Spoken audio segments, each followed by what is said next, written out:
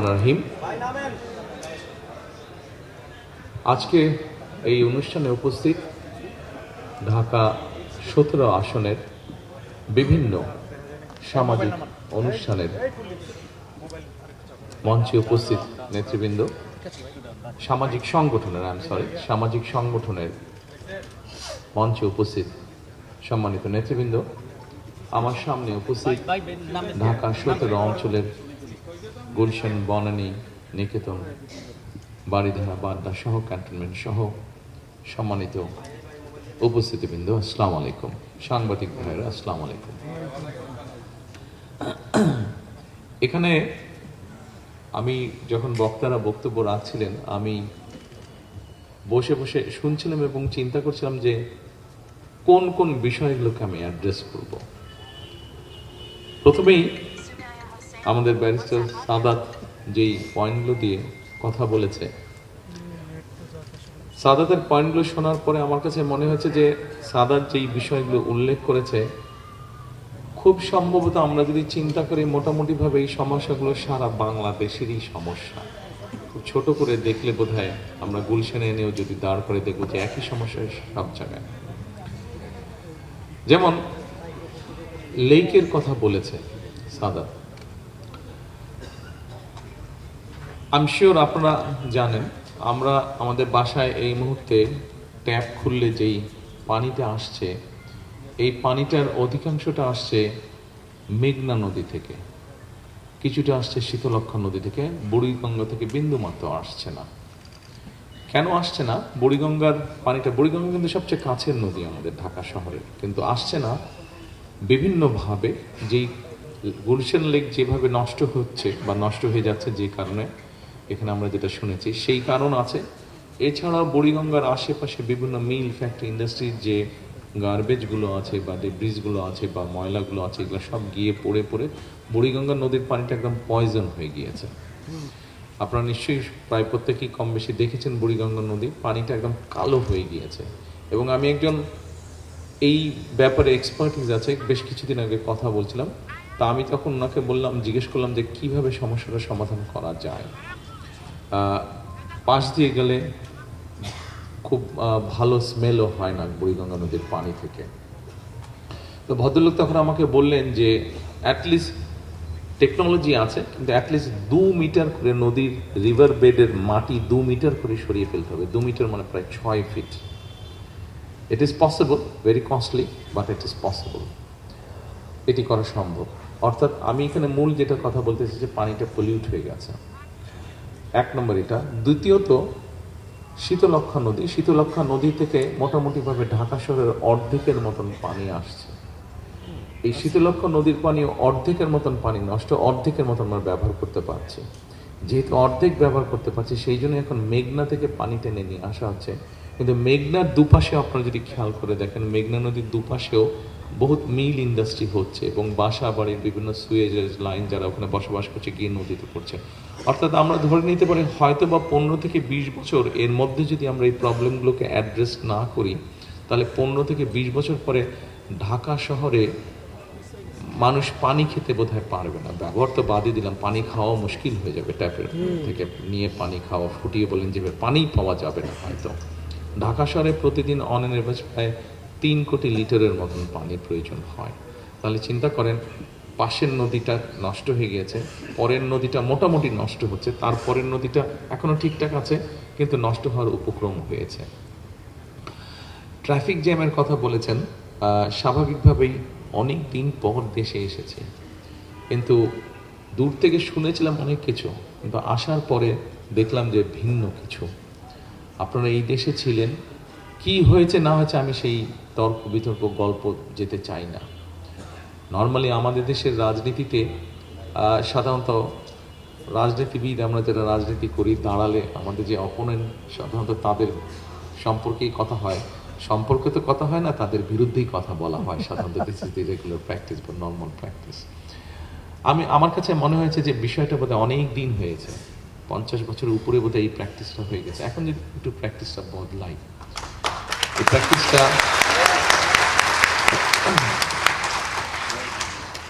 প্র্যাকটিসটা বদলানোর অর্থ এই যে আমি অন্তত পানি বা নদী নিয়ে যে কথা বললাম, আমার মনে হয় আস্তে আস্তে এই বিষয়গুলোতে যদি নিয়ে আমরা কথা বলি, এই সমস্যার সমাধান আমাদেরকে করতে হবে, পানির সমস্যার সমাধান। এই মুহূর্তে ঢাকা শহরে আমরা যদি এই জায়গায় গভীর একটা নলকূপ বসাই বা পানির জন্য আমরা ড্রিল করি এখানে, তাহলে দেখা যাবে আমার ধারণা এখানে অন্তত 600 ফিট, 500 থেকে 600 ফিট মিনিমাম আপনাকে ডেপথে যেতে হবে, না হলে পানি আপনি পাবেন না। অর্থাৎ আমরা সেটি সেচের জন্যই হোক গ্রামাঞ্চলে, সেটি ঢাকা শহরে আমরা নিজেদের ব্যবহারের পানির জন্যই হোক না কেন, আমরা আমাদের আন্ডারগ্রাউন্ড ওয়াটার লেভেল এমনভাবে আমরা ব্যবহার করছি যে পানির লেয়ার প্রতিদিন নিচে নেমে যাচ্ছে। বোধহয় এক মাসখানেক আগের ঘটনা হবে, ঢাকা শহরে কন্টিনিউ পরপর কয়েকদিন ভূমিকম্প হয়েছে। এখানে যারা আপনারা আজকে উপস্থিত আছেন মোটামুটি সবাই আপনারা বিষয়টি নিশ্চয়ই সেই কম্পনটা আপনারা অনুভব করেছেন যখন ভূমিকম্প হচ্ছে, প্রায় প্রত্যেকে নিশ্চয়ই আপনারা। এই ভূমিকম্প হওয়ার আরেকটি অন্যতম কারণ হচ্ছে যে নিচ থেকে পানিটা খালি হয়ে যাচ্ছে, ভ্যাকিউম হয়ে যাচ্ছে, কাজেই এটা আরও ভয়াবহ রূপ ধারণ করছে। এছাড়া আরেকটি সিরিয়াস প্রবলেম ইদানিং দেখা যায় না, বাট গ্রাম অঞ্চলের দিকে গেলে বা ঢাকা শহরের বাইরে গেলে, ঢাকা শহরে এই সমস্যাটা আছে, আর্সেনিকের একটি সমস্যা আছে।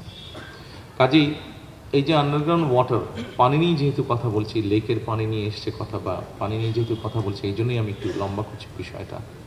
অর্থাৎ এই যে আন্ডারগ্রাউন্ড ওয়াটার লেভেল, এটাকে যদি আমরা রিচার্জ করা আজকে থেকেও শুরু করি, অন্তত মিনিমাম নেক্সট 20 বছর লাগবে এটাকে মোটামুটি একটা সিচুয়েশনে আনতে আবার আগের মতো। এখন এটা আমরা কি করে করব? এখানে একজন বক্তা উল্লেখ করেছেন যে আমি যেদিন ঢাকা শহরে ফিরে এসেছি বাংলাদেশে, আমার এই প্রিয় বাংলাদেশে গত 25 তারিখে যখন ফিরে এসেছি, আমরা যেই মিটিংটাতে আমি বক্তব্য রেখেছিলাম, কেউ বলেন 300 ফিট, একটা নামকরণ করা হয়েছে খুব সম্ভবত 36শে জুলাই এভিনিউ হিসেবে নাম করা হয়েছে। সেই জায়গায় যে মঞ্চটিতে আমি বক্তব্য রেখেছিলাম, সেই বক্তব্যে আমি মার্টিন লুথার আজকে থেকে প্রায় 62 বছর আগে বলেছিল তার একটি অনুষ্ঠানে যে আই হ্যাভ এ ড্রিম, সেটারই ইকো করে আমি বলেছিলাম যে আই হ্যাভ এ প্ল্যান। জি, এই কথাটা আমি বলেছিলাম 17 বছর, প্রায় 18 বছরের কাছাকাছি সময় দেশ থেকে বাইরে থাকতে হয়েছে। আমি যেই দেশে ছিলাম, ইউকেতে আমি ছিলাম, আপনারা এখানে যারা উপস্থিত আছেন কম বেশি অনেকেই আপনারা গিয়েছেন ইউকেতে, এবং নিশ্চয়ই যখন আপনারা ইউকেতে গিয়েছেন, দেখেছেন রাস্তা দিয়ে যখন হেঁটেছেন, গাড়ি দিয়ে যখন গিয়েছেন, ট্রেনে করে যখন গিয়েছেন, এয়ারপোর্টে যখন নেমেছেন, আপনার নিজের অজান্তেই আপনার কাছে মনে হয়েছে যে আমাদের দেশটা কেন আমরা এরকম করতে পারি না।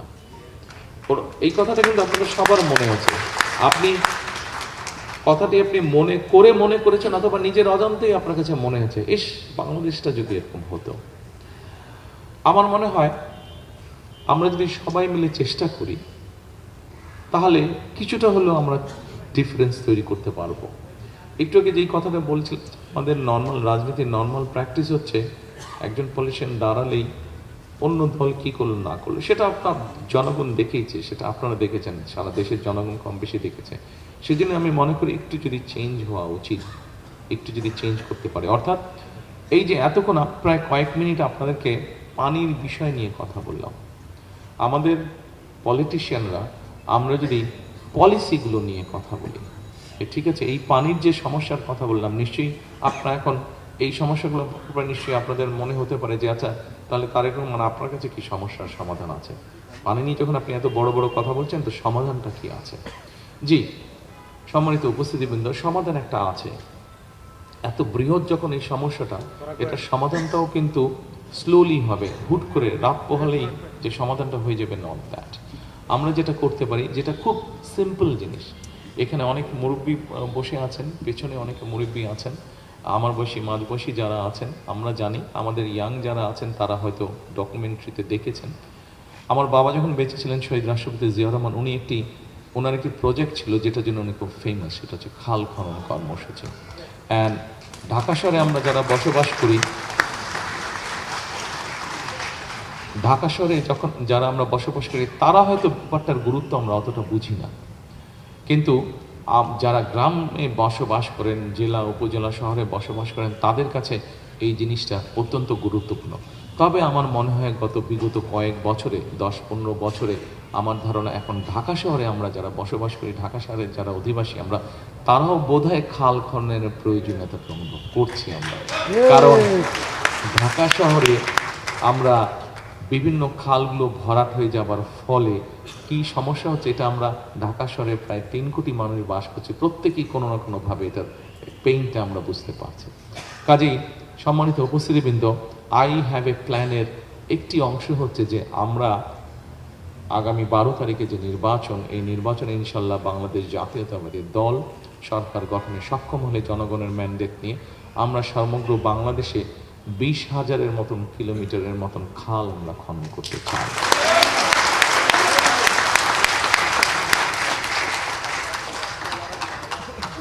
অবশ্যই এর মধ্যে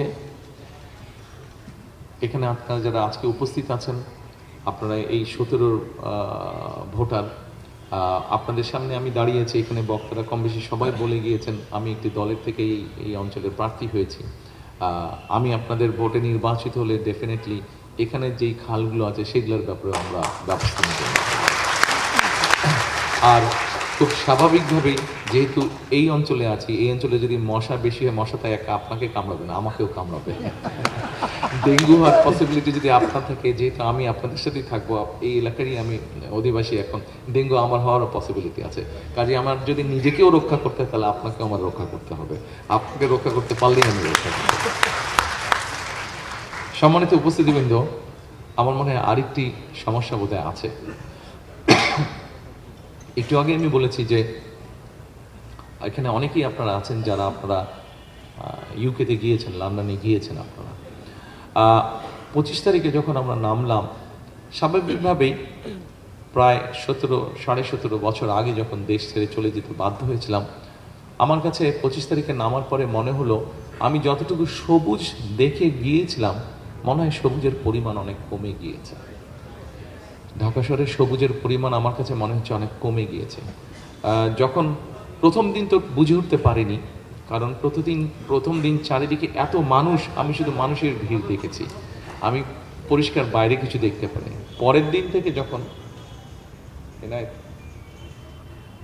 থেকে যখন বিভিন্ন জায়গায় যাওয়ার সুযোগ হয়েছে, তখন আমার কাছে মনে হয়েছে যে চারিদিকে গ্রে খুব বেশি, চারিদিকে একটা ড্রাই ভাব। এবং এর ভেতরে যে সময় আমি আসতে পারছিলাম না, আসার সুযোগ হয়নি, প্রায় পত্রিকায় পড়তাম যে ঢাকা শহর পৃথিবীর সবচেয়ে পলিউটেড শহরগুলোর মধ্যে একটা শহর। পলিউটেড কয়েকটি 2-3টি শহরের মধ্যে ঢাকা শহর কম্পিটিশন করছে ফার্স্ট হবে কে পলিউশনের দিক দিয়ে। প্রায় বোধহয় কয়েকবার ঢাকা শহর ফার্স্ট হয়েছে পলিউশনের দিক দিয়ে। সম্মানিত উপস্থিতিবৃন্দ, আমার আই হ্যাভ এ প্ল্যানের মধ্যে একটি প্ল্যান আছে, এটি ঢাকা শহর তো অবশ্যই আছে, শুধু ঢাকা শহর না, ঢাকা শহর নিয়ে সমগ্র বাংলাদেশকে নিয়ে একটি প্ল্যান আছে আমাদের প্ল্যান হচ্ছে আমরা 5 বছরে আমরা 25 কোটি গাছ আমরা রোপণ করতে চাই, বছরে 4 থেকে 5 কোটি গাছ। আপনারা হয়তো বলতে পারেন তারেক রহমান আপনি বলে দিলেন, এতই সহজ নাকি 4 থেকে 5 কোটি গাছ রোপণ করা প্রতি বছর? এই প্রশ্নটা হওয়া স্বাভাবিক।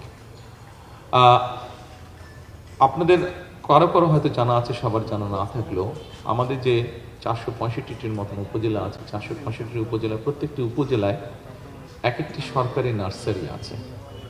এই সরকারি নার্সারিগুলোর বা গার্ডেন সেন্টার নার্সারি যেটাই আমরা বলি না কেন, এই নার্সারিগুলোর প্রোডাকশন ক্যাপাসিটি, অর্থাৎ চারা তৈরি করার capacity round about 25,000 on an average. আমরা যদি এটাকে প্ল্যান করে পুশ করি, এটা 40,000-এ নিয়ে যাওয়া যায়। আচ্ছা, এটা হলো 465টা। এর বাইরে আমি শুনেছি, আমি দেখিনি, আমি যতটুকু শুনেছি ইনফরমেশনের ভিত্তিতে, উত্তরা সহ আমাদের যে উত্তরা আছে, উত্তরায় বোধহয় অনেকগুলো প্রাইভেট নার্সারি আছে, গুলশান এলাকাতেও প্রাইভেট নার্সারি বেশ কিছু আছে। এভাবে সমগ্র বাংলাদেশে যত প্রাইভেট নার্সারি আছে এবং সরকারি আরও যেগুলো আছে সবগুলো মিলে প্রায় 100,000, 1 লাখের মতন সারা দেশের নার্সারি আছে। এবং এগুলাকে যদি আমরা পুশ করি, সবগুলাকে প্রায় 40 থেকে 50,000 বছরে চারা উৎপাদন করা সম্ভব। আমাদের একটি টিম, আমাদের দলের মধ্যে সবাই যে সেই টিমের সদস্য তা না, কেউ সেই সদস্য, বাট মোস্টলি সেই টিমের সদস্য এক্সপার্টসরা ছিলেন যারা এই বিষয়ে কাজ করেন। সেটি জাহাঙ্গীরনগর ইউনিভার্সিটির টিচাররা তার মধ্যে ছিলেন, সেটি দেশে বাংলাদেশি মানুষ, কিন্তু বাইরে এই বিষয়ে এনভায়রনমেন্টাল বিষয়ে এক্সপার্ট, এরকম মানুষ নিয়ে আমরা একটা টিম বানিয়েছিলাম প্রায় 2 বছর আগে, এবং সেই মানুষগুলো প্রায় 2 বছর ধরে কাজ করেছেন। টেকনাফে যেই গাছটি হবে সেই গাছটি তেঁতুলিয়াতেও হবে, কিন্তু অত ভালো হবে না, কারণ 500 মাইলের ডিস্টেন্সে ক্লাইমেট, সয়েল কিছু ডিফারেন্স আছে। হবে কাঁঠাল গাছ তেঁতুলিয়াতে হবে, কাঁঠাল গাছ টেকনাফে হবে, কিন্তু কিছুটা এদিক ওদিক হবে। ওই টিমটি কাজ করেছে, তারা কাজ করে মোটামুটিভাবে তৈরি করেছে যে আমাদের উত্তরে কত, দক্ষিণে কত, পূর্বে কেমন, পশ্চিমে কেমন, কি কি ধরনের গাছ হতে পারে যেগুলো আমাদের এনভায়রনমেন্টকে হেল্প করবে, যেগুলো এয়ারটাকে রিফ্রেশ করবে। এবং এখন নিশ্চয়ই আপনাদের এখানে অনেকেই আছেন, আপনারা যারা জানেন, যাদের একটা ধারণা আছে যে এখন হিট সেন্সিং দিয়ে কিন্তু আপনি মোটামুটিভাবে জায়গা বের করে ফেলতে পারবেন যে একটা জায়গায় কী পরিমাণ গাছ আছে। হিট সেন্সিং দিয়ে বের করে ফেলা সম্ভব, সেটা স্যাটেলাইটে, থ্রু স্যাটেলাইট সেটা বের করে ফেলা সম্ভব। আমরা বাংলাদেশের বিভিন্ন জায়গাগুলো বের করেছি, যেই জায়গাগুলোতে আমরা ছোট ছোট ছোট করে ফরেস্ট গড়ে তুলব। কাজে কাজটা এতটুকু পর্যন্ত আমরা এগিয়ে রেখেছি। বিভিন্ন সরকারি জায়গা আছে যেই জায়গাগুলো অন্যভাবে অকুপাইড হয়ে আছে, সেই জায়গাগুলোকে খালি করে নিয়ে সেখানে কীভাবে ফরেস্টেশন করা যায়, কোন ধরনের গাছগুলো রোপণ করলে পরে সেই গাছগুলো এয়ারটাকে বেটার পিউরিফাই করবে। যেমন একটি নিম গাছ আছে, নিম গাছ সাধারণত নর্মাল গাছ যে পরিমাণ অক্সিজেন তৈরি করে, একটা নিম গাছ 3 ডবল বেশি অক্সিজেন তৈরি করে, এটা নিশ্চয়ই আপনাদের অনেকেরই জানা আছে। কাজে এভাবে আমরা আমাদের আই হ্যাভ এ প্ল্যানের মধ্যে এটি আরেকটি প্ল্যান, কীভাবে আমরা এয়ারটাকে ফিল্টার করব বা আমাদের পরিবেশগুলোকে তৈরি করব। সম্মানিত উপস্থিতিবৃন্দ, একটি কথা এসছে এখানে, সকালবেলায় কালকে আমি সিলেট চলে যাব, ইনশাল্লাহ পরশুদিন থেকে সিলেট থেকে আমরা আমাদের নির্বাচনী পরিচালনার কাজ অফিসিয়ালি শুরু করব। তো সিলেট যেতে হবে, আমি যাব কালকে বিকেলে, আমি প্লেনে চলে যাব, আমি এবং আমার স্ত্রী ডক্টর জুবায়দা, আমরা প্লেনে যাব, কিন্তু গাড়ি যেগুলো আমরা ব্যবহার করব গাড়িগুলো সকালবেলায় চলে যাবে। কেন আমি কথাটি বলছি আপনাদেরকে, কারণ কথাটি একটু আগে এখানে এসছে একজন বক্তার কথায়। তো যারা যাবেন তারা যখন কথা বলছিল আজকে না গতকালকে, তো আমি তখন সামনে ছিলাম যে যেই কয়টা 6-7টা গাড়ি যে যাবে, তো টাইমিংটা ঠিক হচ্ছে যে কখন যাবে। তা আমি জিজ্ঞেস করলাম যে অত সকালে যেতে হবে কেন, এত তো বেশি দূর না। বললো যে আমরা যদি অমুক টাইমের মধ্যে বের না হই ঢাকা শহর থেকে, তাহলে 2 ঘন্টার ট্রাফিক জ্যামে আমরা আটকে যাব। ঢাকা শহর থেকে বের হওয়াটা একটা যুদ্ধের মতন অবস্থা। আমি শুনে একটু ঘাবড়েই গেলাম প্রথমে। এটি একটু আপনাদের সামনে আমি সকলকে একটু হালকা করার জন্য এইভাবে কথাটি বললাম। বিষয়টি নিয়ে ধারণা আমার ছিল, তবে ধারণাটা এত ভয়াবহ হবে এতটা আমি এক্সপেক্ট করিনি আসার আগে পর্যন্ত। প্রায় বছরের মতন হবে, বছরখানেক আগে বুয়েটের একজন এক্সপার্ট আছেন, উনি ট্রাফিক বিষয়ে এক্সপার্ট, ওনার সাথে আমি আলাপ করছিলাম যে আচ্ছা ঢাকা শহরে ওনারা অলরেডি কাজ করেছেন কিছু কিছু জায়গায়, যে ঢাকা শহরে কীভাবে ট্রাফিকটাকে ইমপ্রুভ করা যাবে।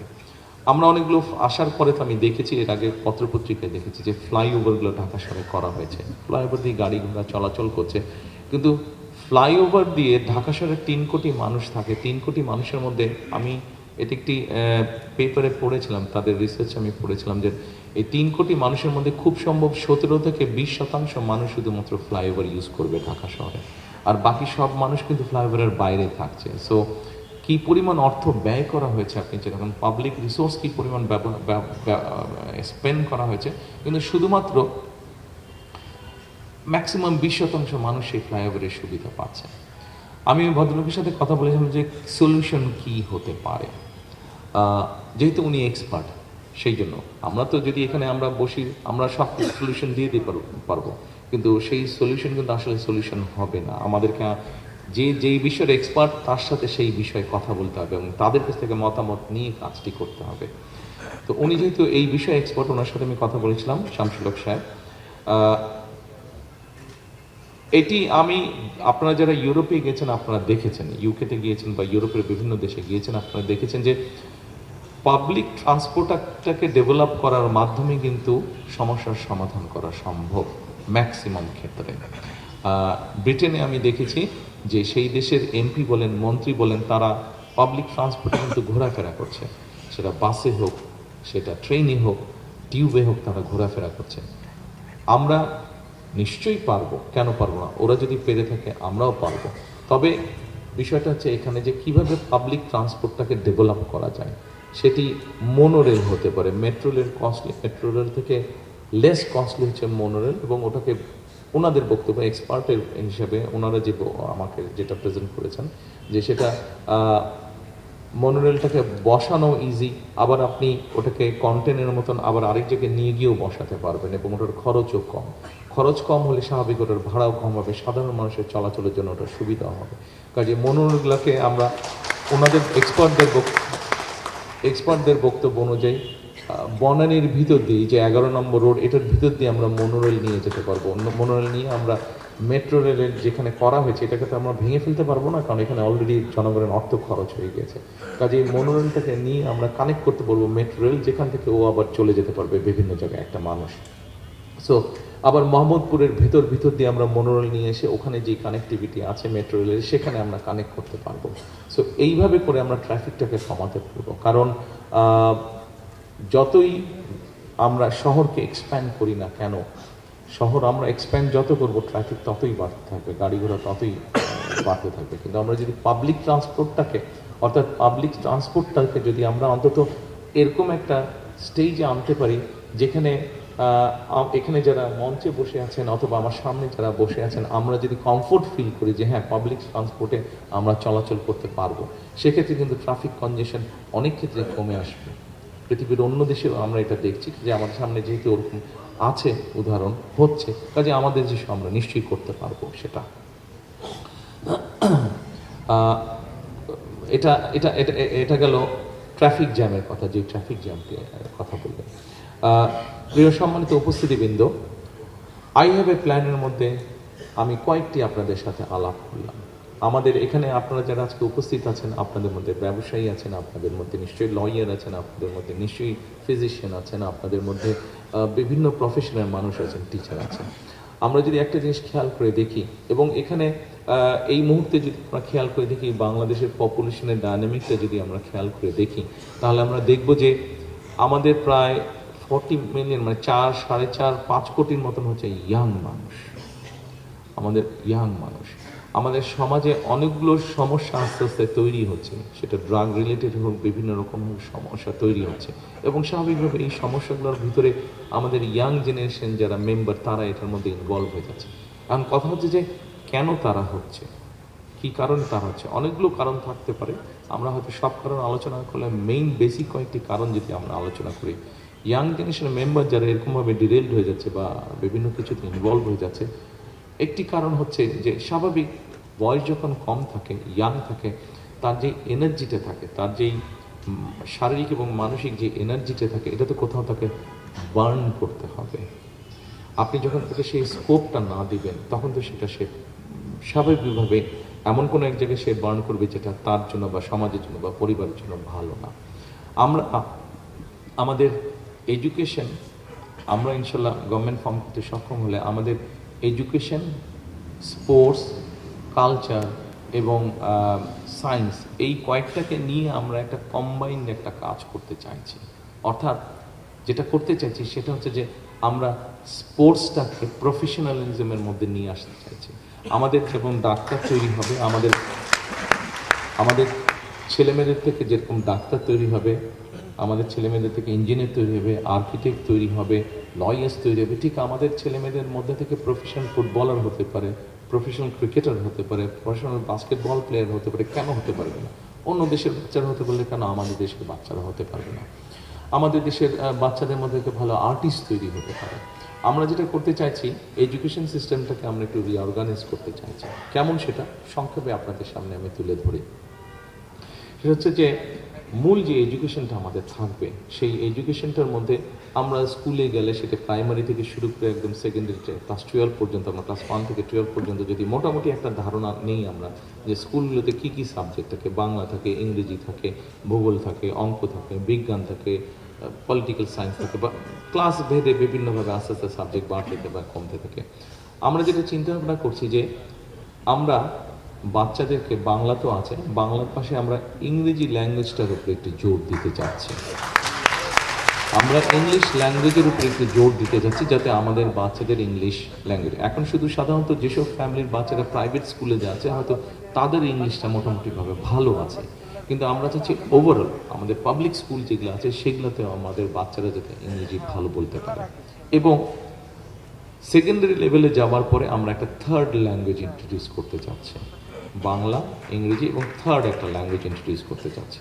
এখন আপনি বলতে পারেন যে হ্যাঁ বাচ্চাদের উপরে প্রেশার বেশি হয়ে যাচ্ছে, না বাচ্চাদের উপরে প্রেশার হবে না, আমরা অন্য সাবজেক্টগুলোকে একটু অ্যাডজাস্ট করার চেষ্টা করছি। যেমন ধরেন ভূগোল যদি থাকে, জিওগ্রাফি, এই সাবজেক্টটা যদি থাকে, এটাতে যদি 100 মার্ক থাকে, আমরা 100টাকে 70 করে নিয়ে আসতে চাচ্ছি, 70 নিয়ে, ওই পরীক্ষাটা 70-র মধ্যে 30 মার্কটা নিয়ে আসবো। আমরা ধরেন আমরা যদি গভর্নমেন্ট থেকে যদি সিলেবাসটা এরকম করা হয় যে ওখানে ফ্রেঞ্চ থাকবে, ওখানে জার্মান থাকবে, ওখানে ম্যান্ডারিন থাকবে, ওখানে আরবিক থাকবে, ওখানে জাপানিজ ল্যাঙ্গুয়েজ থাকবে, এরকম 5-6টা যদি ল্যাঙ্গুয়েজ, বাচ্চা তার নিজের মতন চুজ করে নেবে কোন ল্যাঙ্গুয়েজটা সে পড়বে, কিন্তু ওই ল্যাঙ্গুয়েজটা তাকে পাস করতে হবে।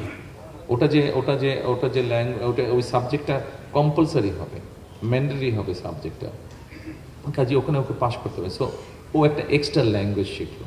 তারপরে আমরা যেটা করতে যাচ্ছি, যে গেল জিওগ্রাফি, হিস্ট্রি থেকে যদি হিস্ট্রি থাকে বা অন্য সাবজেক্ট থেকে, ওখান থেকে আমরা 30 মার্ক হয়তো বের করে নিয়ে আসতে চাই বা 40 মার্ক বের করে নিয়ে আসতে চাই। নিয়ে এসে যেটা আমরা করতে চাই যে আমরা স্পোর্টসে নিয়ে যেতে চাই।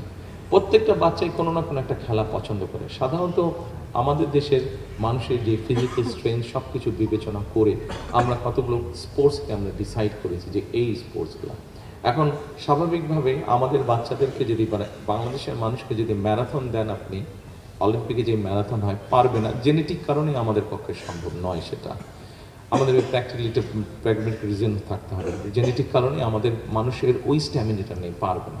তাহলে যেটাতে পারবে আমরা সেরকম কতগুলো স্পোর্টস অর্থাৎ ইন্টারন্যাশনালি যেগুলোতে কম্পিট করতে পারবে, আমরা অনেকগুলো বিষয়ে হাত দেব না, কয়েকটি বিষয়ে হাত দেবো যেখানে আমরা সাকসেসফুল হতে পারবো। এরকম কতগুলো স্পোর্টসকে আমরা বাছাই করে নেব, স্পোর্টসকে বাছাই করে নিয়ে সেগুলো আমরা বাচ্চাদেরকে দেবো, এবং কম্পালসারি তাকে ওটা স্পোর্টসটা করতেই হবে তাকে, মানে তাকে ওটা পরীক্ষার মতো হবে। সেটা বাস্কেটবল হতে পারে, ভলিবল হতে পারে, ক্রিকেট হতে পারে, ফুটবল হতে পারে, ব্যাডমিন্টন হতে পারে, টেবিল টেনিস হতে পারে, চেস হতে পারে, যেটাই হোক, কিন্তু একটা স্পোর্টস তাকে করতে হবে।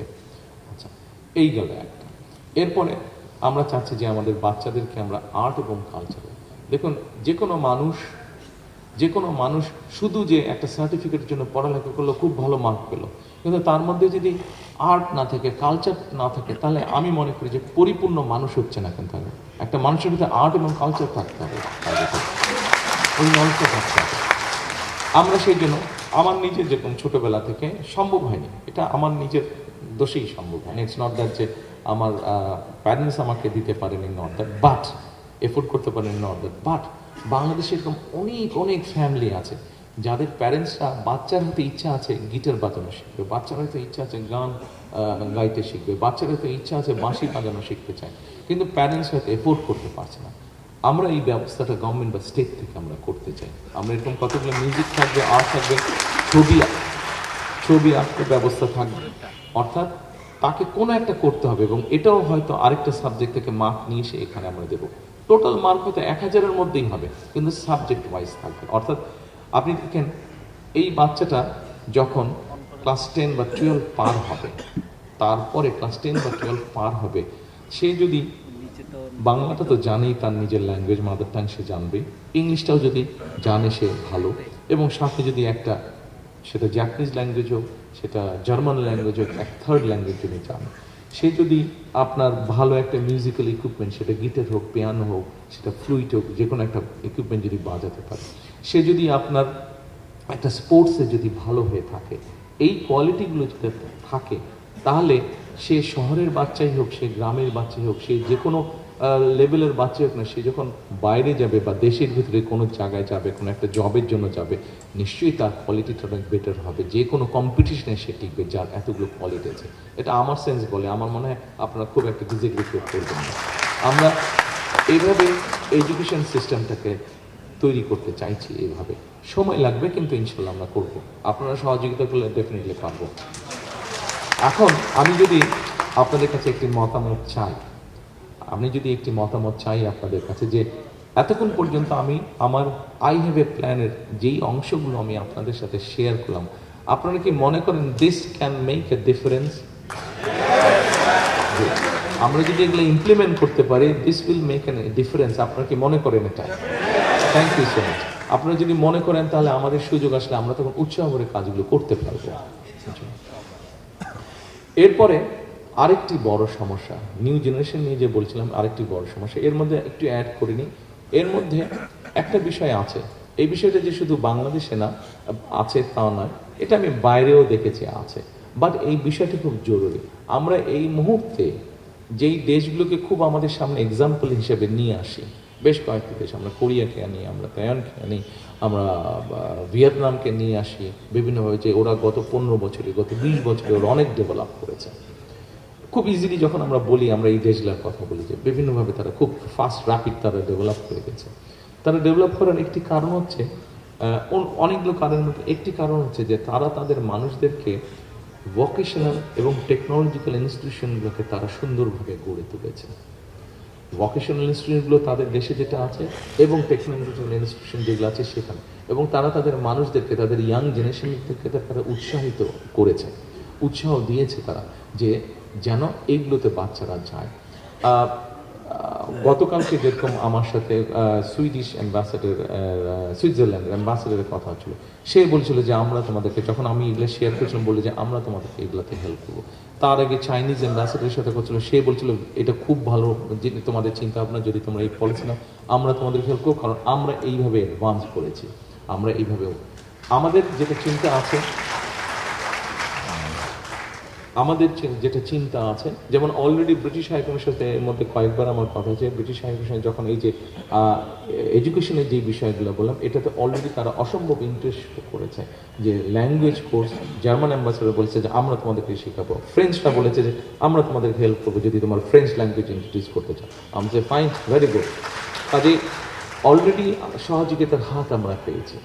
আমরা যেটা মোটামুটিভাবে চিন্তা ভাবনা করেছি যে আমরা সিলেবাসটাকে যখন রিঅর্গানাইজ করব, প্রাইমারি স্কুল থেকে একদম ক্লাস 12 পর্যন্ত, আমরা ক্লাস 8 পর্যন্ত, আমরা ক্লাস 5 থেকে শুরু করে ক্লাস 8 পর্যন্ত আমরা থিওরিটিক্যাল জিনিসগুলো শেখাবো বাচ্চাদেরকে, বিভিন্ন ভোকেশনাল, সেটা ইলেকট্রিক্যাল হতে পারে, সেটা মেকানিক্যাল হতে পারে, বিভিন্ন ভোকেশনে বিভিন্ন থিওরিটিক্যাল শেখাবো, এবং ক্লাস 9 থেকে ক্লাস 12 পর্যন্ত আমরা প্র্যাকটিক্যাল নলেজগুলো, তাদেরকে প্র্যাকটিক্যাল ক্লাসগুলো শুরু হবে ক্লাস 9 থেকে।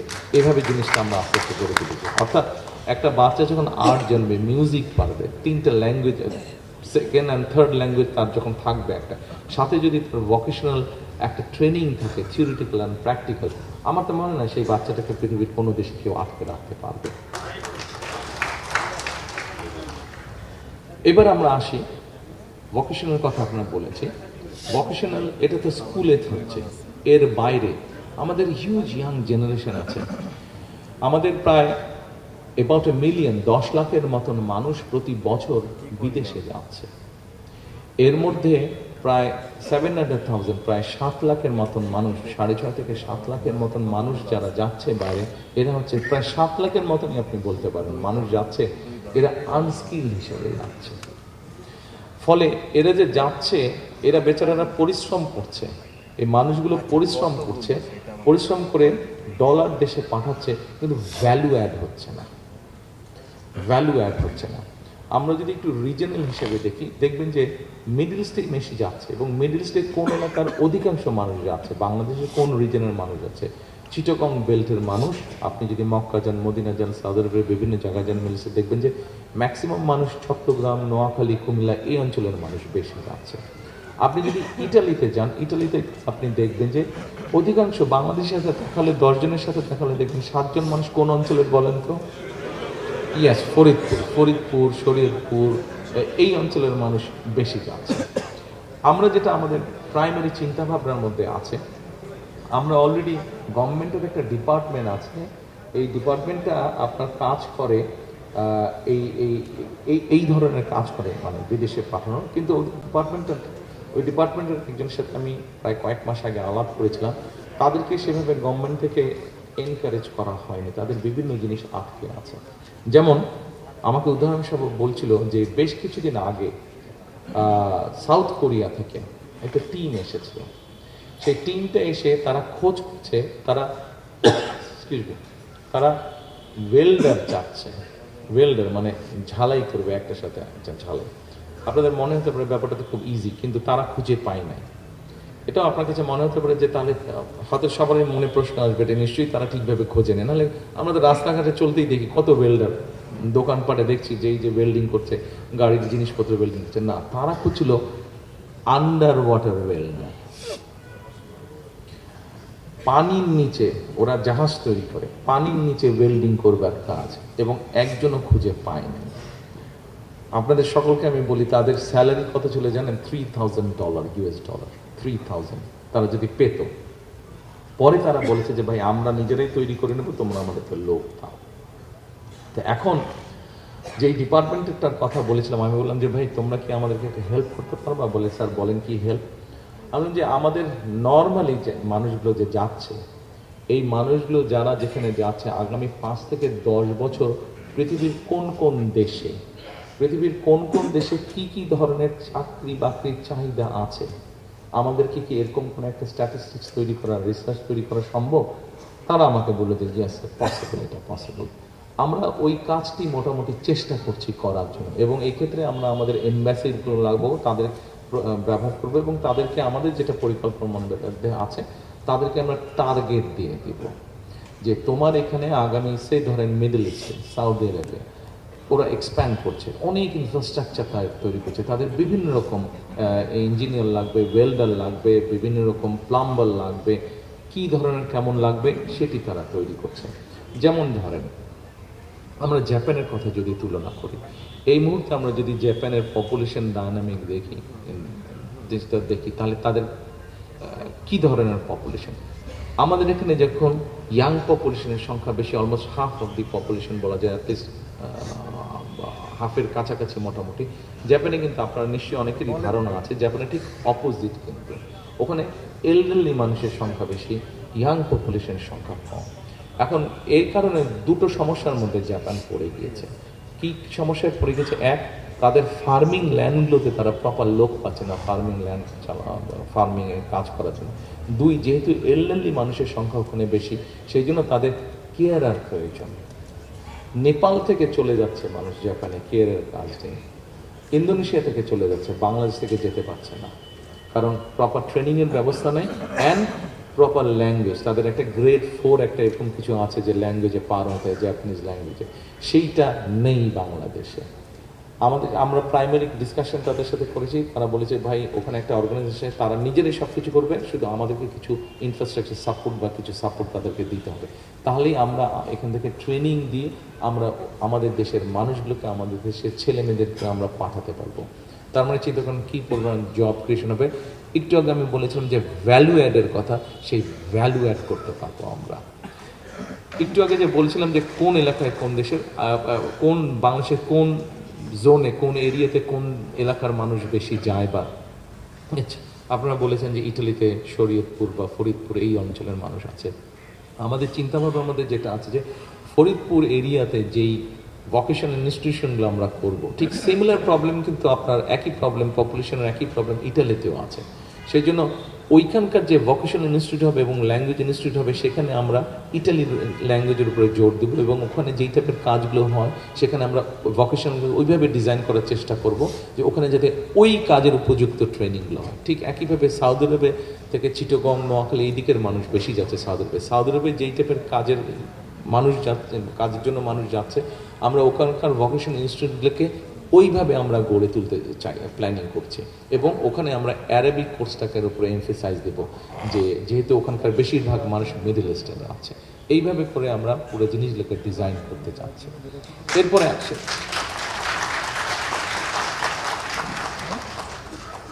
আমাদের এই মুহূর্তে খুব সম্ভব দেশে 3 কোটির মতন বেকার, অফিসিয়াল রেকর্ড, আমার ধারণা আনঅফিসিয়ালি আরও বেশি হবে। বলে যে প্রতি বছর 2 মিলিয়নের মতন মানুষ অ্যাড হচ্ছে এটার সাথে, কাজে সব কিছু মিলালে এটা সংখ্যা অনেক বেশি হবে। এখন আমরা যতই গার্মেন্টস ফ্যাক্টরি করি, যতই এক্সপোর্টের ফ্যাক্টরি করি, এত মানুষকে তো আমরা এইভাবে করে জব দিতে পারবো না, এবং সে কারণেই কিন্তু এতক্ষণ যেই কথাগুলো বললাম যে সকলকে যে আমরা দেশের ভিতরেই সুবিধা দিতে পারবো তা না, দেশের বাইরেও আমরা সুবিধা দেওয়া, দেশের বাইরেও যাতে যেতে পারে সেই ব্যবস্থা তো আমরা গড়ে তুলতে চাইছি। সেই জন্যই এতক্ষণ আপনাদের সামনে আমি তুলে দিলাম আই হ্যাভ এ প্ল্যানের একটি অংশ আপনাদের সামনে তুলে ধরলাম। সম্মানিত উপস্থিতিবৃন্দ, সম্মানিত এলাকাবাসী, এরপরে আমাদের ইয়াং জেনারেশনের বিরাট একটা অংশ আছে যারা অনলাইনে কাজ করে। কেউ হয়তো ডাটা প্রসেসিংয়ের কাজ করছে, কেউ হয়তো ডিজাইনিংয়ের কাজ করছে, কেউ হয়তো কন্টেন্ট মেকিংয়ের কাজ করছে। এদের বিরাট একটা অংশের একটা সমস্যা আছে। বিরাট একটা অংশের বলবো কেন, বলা যায় মোটামুটি সকলের একটা সমস্যা আছে। এরা বিদেশে যে কাজ করছে এবং কাজের বিনিময়ে যে পারিশ্রমিকটা তারা পাচ্ছে, সেই পারিশ্রমিকটাকে তারা আনতে পারছে না, দেশে আনতে পারছে না অফিসিয়াল ওয়েতে, প্রপার ওয়েতে। পেপ্যালের কথা আপনারা কম বেশি সবাই জানেন, ধারণা আছে আপনাদের। পেপ্যাল সহ আরও কয়েকটা এরকম ইনস্টিটিউশন আছে যারা এই ট্রানজ্যাকশনগুলো করে। পেপ্যালের এখানে কোনো অফিস নেই। আচ্ছা, আমরা অলরেডি প্রাইমারিলি তাদের সাথে কথা বলেছি, এরকম আরও দু একটা ইনস্টিটিউট পেপ্যাল সহ তাদের সাথে কথা বলেছি, ভাই তোমরা আসো বাংলাদেশে, আসলে তোমাদেরও যেমন বিজনেস হবে, আমাদের মানুষরা উপকৃত হবে। আচ্ছা, এখন আসেন এই যে যারা আমাদের ইয়াং জেনারেশনে যারা এই কাজগুলো করছে, এদের আপনি খেয়াল করে দেখবেন ইন্টারনেটের একটা সমস্যা আছে। আমরা যেটা মোটামুটিভাবে চিন্তা করেছি যে ইম্পর্টেন্ট যেগুলো জায়গা আছে, যেমন সে 11 নম্বরের উপরে যদি ইম্পর্টেন্ট মানে ভালো মানে মোটামুটি চলে, ইয়াং ছেলেমেয়েরা যেখানে যায় বসে কাজ করে, সেটা লেখাপড়া হোক তার জবের কাজই হোক, এরকম জায়গাগুলোতে পাবলিক প্লেসগুলোতে আমরা ফ্রি ওয়াইফাইয়ের একটা ব্যবস্থা করতে চাইছি। আমরা ফ্রি ওয়াইফাইটা কেমন হবে?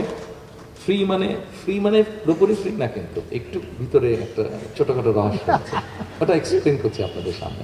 যেমন ধরেন ফ্রি অবশ্যই আপনি পাবেন, ফ্রিটা আপনার হাতে 1 বা 1.5 ঘন্টার জন্য ফ্রি থাকবে। আপনি যখন লগ ইন করবেন কতগুলো প্রসিজার আছে, প্রসিজারগুলো মেনটেন করতেই হবে। লগ ইন আপনি করলেন, লগ ইন হওয়ার পরে হয়তো আপনাকে 1 মিনিট বা 1.5 মিনিটের একটা অ্যাড আপনাকে দেখতে হবে।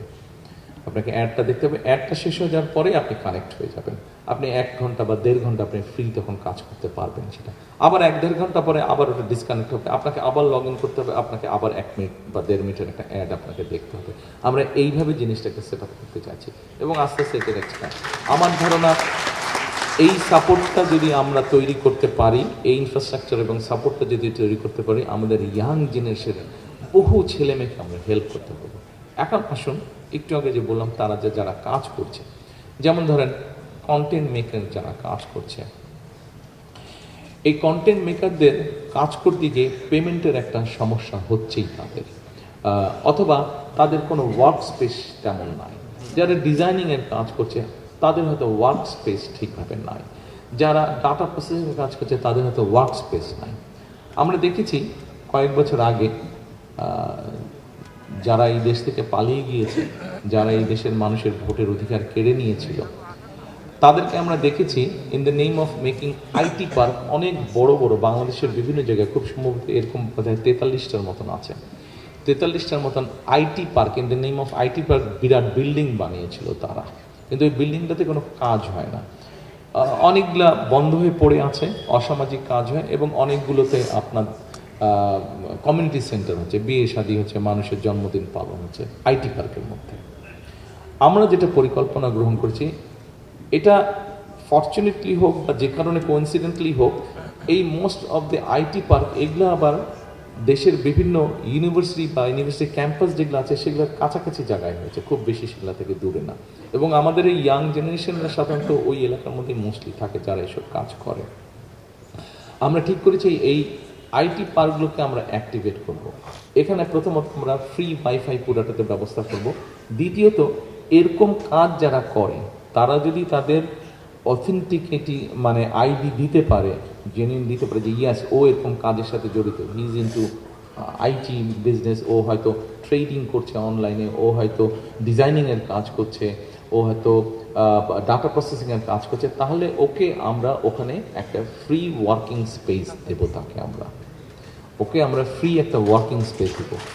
স্বাভাবিকভাবে এই মুহূর্তে হয়তো বেচারা তার মেসের কর্নারে বসে বিছানার উপরে বসে কষ্ট করে কাজ করছে, অথবা কোনো আত্মীয় স্বজনের বাসায় থাকে, অথবা 2-3 ভাই বোন একটা রুম শেয়ার করে থাকছে, সেখানে কর্নারে বিছানার উপরে বসে কষ্ট করে কাজ করছে, অথবা চেয়ারের উপরে বসে কোনো রকমভাবে কাজ করছে। কিন্তু ওই ছেলেটা বা ওই মেয়েটা যদি একটা ওয়ার্কিং স্পেস পায়, তখন দেখা যাবে যে সেই 2-3 জন বন্ধু নিয়ে হয়তো 6 মাস পর একটা কোম্পানি ফর্ম করলো, জব ক্রিয়েশন হচ্ছে। আমরা যদি পেপ্যালের ব্যাপারটা সলভ করে ফেলতে পারি তাহলে দেখা যাবে যে তার তার ইনকামটা বেড়ে গেল, ফরেন কারেন্সিটা আমাদের বাড়ছে। এইভাবে আমরা পুরো জিনিসগুলোকে আমরা চিন্তা করছি। এখানে আপনার নিশ্চয়ই অনেকেই আছেন যারা আপনারা ব্যবসা বাণিজ্যের সাথে জড়িত, বিভিন্ন ম্যানুফ্যাকচারিংয়ের সাথে আপনারা জড়িত। স্বাভাবিকভাবে এই অঞ্চলে আমাদের বক্তারা বলে গেছেন, এই অঞ্চলে একটা অন্য অঞ্চলের সাথে একটা বড় ডিফারেন্স হচ্ছে, এই অঞ্চলে দুই দিকেরই এক্সট্রিম মানুষ বাস করছেন, যারা মোটামুটিভাবে সমাজের অনেক উপরে এবং যারা সমাজের নিচে। যাই হোক, সবাইকেই দরকার একটা সমাজকে চালানোর জন্য। এখানে আমরা যদি একটা জিনিস দেখি, সেটা হচ্ছে যে যারা এখানে আছেন আপনারা অনেকেই ম্যানুফ্যাকচারিং এর সাথে আছেন। এই মুহূর্তে আমরা যদি চিন্তা করি, আমরা দেখব যে আমাদের মেইন ফরেন কারেন্সি আর্নিং সোর্সটা কি। মেইন সোর্স দুটো, একটা হচ্ছে গার্মেন্টস, অনেকেই এখানে বোধহয় আমার সামনে বসে আছেন যারা ওন করেন গার্মেন্টস ফ্যাক্টরি, আর আরেকটা হচ্ছে আমাদের রেমিটেন্স, আমাদের প্রবাসীরা কষ্ট করে যে রেমিটেন্স পাঠাচ্ছেন সেই রেমিটেন্স। আমাদের একটি পরিকল্পনা আছে, সেই পরিকল্পনা হচ্ছে আপনি যদি একজন এন্টারপ্রেনার হয়ে থাকেন এবং আপনি যদি এসে সরকারকে বলেন যে গার্মেন্টসটা ফ্লোরিশ করেছে কেন, গার্মেন্টসটা ফ্লোরিশ করার একটা অন্যতম মূল কারণ হচ্ছে বন্ডেড ফ্যাসিলিটি। বন্ডেড ফ্যাসিলিটি, ওয়্যারহাউসের যে ফ্যাসিলিটিটা, বন্ডেড ওয়্যারহাউস ফ্যাসিলিটি, এটা হচ্ছে এক্সপ্যান্ড করার, ভালো করার, ফ্লোরিশ করার একটা অন্যতম মূল কারণ। আমরা চাচ্ছি এই জিনিসটাকে একটু এক্সপ্যান্ড করতে, এই ফ্যাসিলিটিটা এক্সপ্যান্ড করতে। ধরুন আপনি এই কলমটা আপনি তৈরি করবেন, কিন্তু এই কলমটা তৈরি করবেন এবং এটা আপনি একটা কলম ফ্যাক্টরি তৈরি করলেন এবং এই ফ্যাক্টরিতে ধরেন মাসে 1000 পিস কলম তৈরি হয় এবং এই পুরো 1000 পিস কলম আপনি এক্সপোর্টের জন্যই তৈরি করবেন, নট ফর লোকাল কনজাম্পশন। আমরা চিন্তা ভাবনা করছি এরকম এক্সপোর্ট 100% এক্সপোর্টের জন্য যারা যেটি তৈরি করবেন আমরা তাদেরকে সেই বন্ডেড ফ্যাসিলিটির, ওয়্যারহাউস ফ্যাসিলিটিটা আমরা দিব। শুধু এটা গার্মেন্টসের মধ্যে সীমাবদ্ধ থাকবে না, এটিকে আমরা এক্সপ্যান্ড করতে চাইছি। যে কোনো এক্সপোর্ট ওরিয়েন্টেড ইন্ডাস্ট্রির ক্ষেত্রে আমরা এই জিনিসটা ইন্ট্রোডিউস করতে চাইছি। সম্মানিত উপস্থিতিবৃন্দ, সম্মানিত এলাকাবাসী, আইএফএ প্ল্যানের এরকম আরও কিছু আছে, আমি বললে রাত হয়ে যাবে, আমি আর বেশি সময় আপনাদের নিতে চাই না। আমি মনে করি যে যতটুকু আজকে এই দোয়া মাহফিল অনুষ্ঠানে আপনারা আমাকে সুযোগ দিয়েছেন, প্রথমে আমি আবারও কৃতজ্ঞতা প্রকাশ করছি আপনাদের সকলের কাছে যে আপনারা এই দোয়া মাহফিল অনুষ্ঠান আয়োজনের মাধ্যমে আমার মরহুম পিতা জিয়াউর রহমান এবং মরহুমা মাতা খালেদা জিয়ার প্রতি যে শ্রদ্ধা, সম্মান আপনারা দিয়েছেন, তার জন্য আমি আমার পরিবার আপনাদের কাছে কৃতজ্ঞ। আপনাদের প্রতিবেশী হিসাবে, আপনাদের এলাকার অধিবাসী হিসাবে আমি আন্তরিকভাবে আপনাদের সকলের কাছে এবং যে সামাজিক সংগঠনগুলো এই অনুষ্ঠানটি আয়োজন করেছেন, যে নেতৃবৃন্দরা আয়োজন করেছেন, আমি প্রত্যেকের কাছে আন্তরিকভাবে আমি এবং আমার পরিবার কৃতজ্ঞ।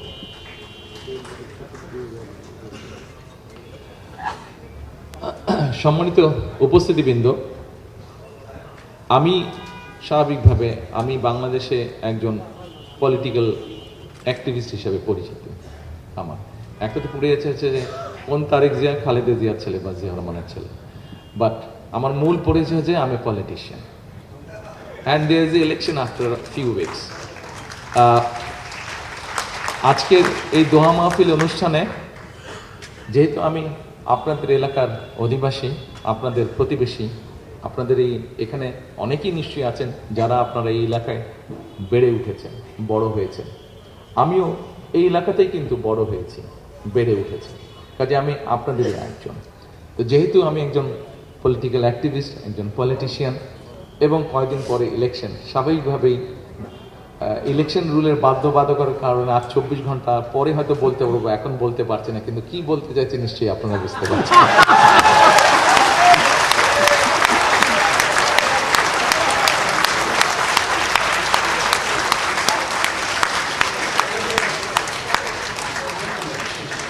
সম্মানিত উপস্থিতিবৃন্দ, আমি আপনাদের সকলের সহযোগিতা কামনা করছি। আপনারা যদি আবারও যেই কথাটি কিছুক্ষণ আগে বলেছিলাম, আই হ্যাভ এ প্ল্যানের যে অংশগুলো আপনাদের সাথে আমি শেয়ার করেছি, আপনারা যদি মনে করেন যে এই কাজগুলো করলে আমরা কিছুটা হলেও ডিফারেন্স তৈরি করতে পারবো, আপনাদের কাছে মনে হয়েছে যে যে আই হ্যাভ এ প্ল্যানের যেই পরিকল্পনাগুলো আপনাদের সামনে তুলে ধরেছি সেগুলা আপনার আপনার সন্তান, আপনার পরিবার, আপনার প্রতিবেশী, আপনার দেশের মানুষ সামগ্রিকভাবে আমাদের সকলের জন্য কিছুটা হলেও বেটার হবে। আপনি বুক ভরে শ্বাস নিতে পারবেন, আপনি নিশ্চিন্তে পানি পান করতে পারবেন, আপনি নিশ্চিন্তে রোডে হয়তো ট্রাফিক জ্যাম হবেই কিন্তু কম হবে, এরকম পরিস্থিতি তৈরি হবে। আপনি পত্রিকা খুললেই বেকার সমস্যার সমাধানের কমে আসছে এরকম কিছু নিউজ পড়তে পারবেন। আপনি হেলথের ব্যাপারে আপনি কিছুটা হলেও নিশ্চিত হতে পারবেন যে ঠিক আছে, there is a health facility. এই কাজগুলো যে হেলথ ফ্যাসিলিটি যদিও আমি আলাপ করার সুযোগ পাইনি, কারণ টাইম অনেক গড়িয়ে যাচ্ছে, সবারই তো কাজ আছে, আপনাদেরকে এতক্ষণ আমি আটকে রাখতে চাচ্ছি না।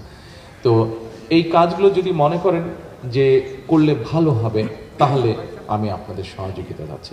এ কারণেই সহযোগিতা যাচ্ছি যে as because I have a plan, we have a plan, এবং যখন উই হ্যাভ এ প্ল্যান, আমি কারো উদ্দেশ্যেই বলতে চাচ্ছি না, নর্মাল সাধারণত নির্বাচন আসলে স্বাভাবিক প্রত্যেক দলই তাদের ম্যানিফেস্টো দেয়। ম্যানিফেস্টো তো ম্যানিফেস্টোই, আমি কোনো রাজনৈতিক দলকে আঘাত করতে চাইছি না। ম্যানিফেস্টো তো ম্যানিফেস্টো, ম্যানিফেস্টো একটা দিতে হবে, একটা প্রসিডিউর বা একটা ট্রেডিশন বা একটা প্র্যাকটিস দিবেই। কিন্তু আমার ধারণা তথ্য প্রমাণ দিয়ে এখন পর্যন্ত কেউ হাজির করতে পারবে না যে আমার দল বিএনপি ছাড়া আর কোনো রাজনৈতিক দল এই মুহূর্তে বাংলাদেশের মানুষের সামনে তাদের পানি সমস্যা, তাদের বেটার এনভায়রনমেন্ট সমস্যা, তাদের হেলথ সমস্যা, তাদের এডুকেশন সমস্যা, তাদের ইয়াং জেনারেশনের জব অপরচুনিটি, এগুলো নিয়ে স্পেসিফিক কোনো পরিকল্পনা দিতে পেরেছে বলে আমার জানা নেই। যেহেতু আমি প্রথমেই বলেছি যে বললে অপোনেন্ট সম্পর্কে অনেক কথা বলতে চাই, কিন্তু সেই কথা বলে কিন্তু আমাদের সমস্যার সমাধান হবে না। পলিটিশিয়ান হিসেবে আমি যদি বলতে চাই, আমি অনেক বলতে পারবো পলিটিক্যাল অপোনেন্ট সম্পর্কে, কিন্তু সেটাতে না আপনার কোনো ফায়দা হবে দিন শেষে, না আমার কোনো ফায়দা হবে দিন শেষে। আমি হয়তো কিছু হাততালি পাবো, তারপরে আমি চলে যাবো, আপনারা যে যার ঘরে চলে যাবেন, কিন্তু সেটা একবার শূন্যতায় ভরা। কিন্তু আমার বিশ্বাস, আমি আপনাদের সামনে এতক্ষণ আমার যেই পরিকল্পনার কথাগুলো তুলে ধরেছি, নিশ্চয়ই আমি আপনাদের মধ্যে কিছু হলেও আশা জাগাতে পেরেছি, কারণ there is a plan, because there is a plan. আপনাদেরকে আমি জানি না এই কথাটা কতটুকু সঠিকভাবে বলা। হেলথ, যেমন হেলথের ব্যাপারে যদি বলি, আপনারা শুনলে ভয়ই পাবেন কেউ, কারণ আমি যখন শুনেছিলাম, যখন বুঝলাম, ওনারা আমাকে যখন বললেন কথাটা, আমার কাছে রীতিমতন ব্যাপারটা ভয়ই লেগেছে। দুটো ছোট্ট পয়েন্ট। যেদিন আমি আমাদের হেলথ নিয়ে যারা কাজ করছেন, তারা যে সবাই আমার দলের না, তার মধ্যে প্রায় 12 জনের মতন ছিলেন। 12 জনের মধ্যে বোধহয় 3 জন ছিলেন আমার দলে থেকে, বাকি সবাই কিন্তু প্রফেশনালস। তারা তাদের সেক্টরে, মানে তাদের সেক্টরে দে আর এক্সপার্টস। দুটো বিষয় বলি, এই মুহূর্তে আপনার যদি হঠাৎ করে শারীরিক কোনো সমস্যা হয়, আপনি যদি একটা অ্যাম্বুলেন্স কল করেন, আপনি অ্যাম্বুলেন্স পাবেন না, পাবেন না। ঢাকা সহ বাংলাদেশ বাদ দিলাম, খোদ ঢাকা শহরে there is no central ambulance system। চিন্তা করতে পারেন, আমি বলার আগ পর্যন্ত কেউ চিন্তা করেছিলেন ব্যাপারটা? বিএনপি কিন্তু ব্যাপারটা চিন্তা করেছে। আমি শিওর আপনারা এভাবে চিন্তা করেননি ব্যাপারটা, বিএনপি চিন্তা করেছে। এই মুহূর্তে বাংলাদেশ বাদ দেন, খোদ ঢাকা শহর রাজধানী, এখানে কোনো সেন্ট্রাল অ্যাম্বুলেন্স সিস্টেম নাই। জেলা উপজেলা সব জায়গায় বাদই দিলাম আমরা। আরেকটা ভয়াবহ কথা আপনাদের বলি, শুধু হেলথ ইস্যু নিয়ে। এখানে একজন বক্তা বলে গিয়েছেন, উনিও কার্ডিয়াক পেশেন্ট, আমার স্ত্রী একজন কার্ডিওলজিস্ট, উনি বলে গেছেন যে ওনার কিছু টিপস দরকার। অসুবিধা নাই, আপনার কম্পাউন্ডারও ভালো ডাক্তার হয়ে যেত, আমার স্ত্রী যেহেতু ডাক্তার, আমিও কিছু জিনিস শিখে ফেলেছি, আমি আপনাকে টিপস দিব। আরেকটি কথা বলি, এখানে নিশ্চয়ই ফিজিশিয়ানস আছেন, আমার ধারণা ডাক্তারের নিশ্চয়ই কেউ ডাক্তার উঠেছেন। জি, সামনে একজন বসে আছেন। ঢাকা শহরে, বাংলাদেশ বাদ দিলাম, ঢাকা শহরে যতগুলো হাসপাতাল আছে এই হাসপাতালে রুগীরা যারা যাচ্ছেন, ধরেন তাদের যেই ব্যান্ডেজ ব্যবহার করা হচ্ছে, যেই সিরিঞ্জ ব্যবহার করা হচ্ছে, অর্থাৎ মেডিকেল ওয়েস্ট যেটাকে বলে, এই ওয়েস্টটা ডিসপোজ করার মতন কোনো প্রপার ব্যবস্থা আজ পর্যন্ত গড়ে ওঠেনি বাংলাদেশে। এবং এটার ভয়াবহ কি বিষয়টি জানেন? ভয়াবহ রূপটি হচ্ছে এখান থেকে জীবাণু ছড়াচ্ছে এবং এই জীবাণুটা বাতাসে মিশছে। আমি এবং আপনি, আমরা সকলে সেই বাতাসটা শ্বাসের মাধ্যমে, শ্বাস প্রশ্বাসের মাধ্যমে গ্রহণ করছি এবং গ্রহণ করার ফলে ধীরে ধীরে যেটা হচ্ছে আমরা বুঝতে পারছি না, আমাদের ইমিউন ক্যাপাসিটি শরীরে যেটা আছে সেটা আস্তে আস্তে ধ্বংস হয়ে যাচ্ছে, সেটা সম্পূর্ণরূপে ধ্বংস হয়ে যাচ্ছে। অর্থাৎ একটা সময় যদি এটা চলতে থাকে, একটা সময় বাংলাদেশের কোনো মানুষের শরীরে কোনো অ্যান্টিবায়োটিক কাজ করবে না। আমার ডাক্তার, আমি ঠিকই বলেছি বোধহয় না, খুব বেশি ভুল বলে নিয়ে যাবে, আমার ওয়াইফের কাছে একটু সার্টিফিকেট কাজ করবে না। ব্যাপারটা আপনি চিন্তা করে দেখুন, ব্যাপারটা কত ভয়াবহ পরিস্থিতির দিকে আমরা আস্তে আস্তে এগোচ্ছি। আমরা আরেকটি কথা বলে আমি শেষ করব। আমরা এই সমস্যার মধ্যে পত্রিকায় নিউজ পড়েছি এবং আপনারা তো ভুক্তভোগী ছিলেন। 17 বছর আমাকে ভুগতে হয়নি, বাট আপনারা ভুক্তভোগী ছিলেন এই 17 বছর। সেটা বিদ্যুৎ সমস্যা। আমি মেডিকেল ওয়েস্টের কথা আপনাদেরকে বলেছি একটু আগে, মেডিকেল গার্বেজ বা ওয়েস্টের কথা বলেছি, ডেঞ্জারাস অবস্থার মধ্যে আছে। আমরা ঢাকা শহরে যদি বের হই, বাংলাদেশ বাদলাম, ঢাকা শহরে যদি বের হই, আপনি চারিদিকে যদি তাকান, প্রতিদিন ঢাকা শহরে 7,000 টন ময়লা আবর্জনা তৈরি হচ্ছে। 7,000 টন। আমি জানি না আপনাদের কাছে সংখ্যাটা আগে জানা ছিল কিনা। 7,000 টন প্রতিদিন ময়লা তৈরি হচ্ছে। 7,000 টন। এই ময়লাটাকে তো সরাতে হবে, পরিষ্কার করতে হবে, কারণ এই ময়লা থেকে যা স্প্রেড হচ্ছে, মেডিকেল ওয়েস্ট থেকে যেরকম জীবাণু ছড়াচ্ছে, এই ময়লা থেকে, এই 7,000 টন ময়লা থেকেও ছড়াচ্ছে। এবং এই 7,000 টনে কোথায় পড়ে আছে, কিভাবে পড়েছে, আমরা কিন্তু এখান থেকে বেরোলেই দেখতে পাচ্ছি সবাই। 7,000 টন ময়লা। আমরা যেটা চিন্তা করেছি, এই 7,000 টন ময়লাটাকে আমরা এনার্জিতে রূপান্তর করব এবং রিসাইকেলে নিয়ে যাব। আমরা দেখেছি কিভাবে বিদ্যুৎ দেওয়ার নাম করে কিভাবে কুইক রেন্টাল হয়েছে এবং কুইক রেন্টালের ইতিহাস কি, কে কিভাবে এখান থেকে কি করেছে, পাবলিক মানি কিভাবে স্পেন্ড হয়েছে, আমরা সেই বিতর্কে গেলাম না। আমরা যেটা পরিকল্পনা করছি যে ঢাকা শহর যেরকম ক্লিন করতে হবে, এখন এই ময়লাটাকে নিয়ে তো কোথাও ফেলতে হবে, আবার তো ওই জায়গাটা ময়লা হবে, অথবা একটা ব্যবস্থা করতে হবে। এখানে এখন দুটো জিনিস আছে। একটা হচ্ছে রিসাইকেল, যেটা রিসাইকেল করা যাবে না, নর্মালি যেটা ফুড ওয়েস্ট বা এই ধরনের পচনশীল যেটা, এই ধরনেরটাকে দিয়ে, এবং ইদানিং নতুন যেটা পাওয়ার স্টেশন কিছুগুলো হয়েছে, যেগুলো এই ধরনের ওয়েস্ট দিয়ে পাওয়ার তৈরি করে, কিছু কিছু কাঁচ টাচ এগুলো দিয়েও তারা করতে পারে। অর্থাৎ যেগুলো রিসাইকেলে যাবে এবং যেগুলো রিসাইকেলে যাবে না, যেগুলো দিয়ে পাওয়ার তৈরি করা সম্ভব, আমরা এই রিসাইকেল পাওয়ার বা এই ওয়েস্ট দিয়ে আমরা পাওয়ার তৈরি করতে চাচ্ছি। সো দ্যাট শহরটাকে যেরকম পরিষ্কার করা যাবে একদিক দিয়ে, আর এই দিক দিয়ে পাওয়ার তৈরি করার জন্য এই মুহূর্তে ফার্নেস অয়েল বা গ্যাস যেটা ব্যবহার করছি, ফার্নেস অয়েলটা আমাদেরকে ইম্পোর্ট করে নিয়ে আসতে হবে।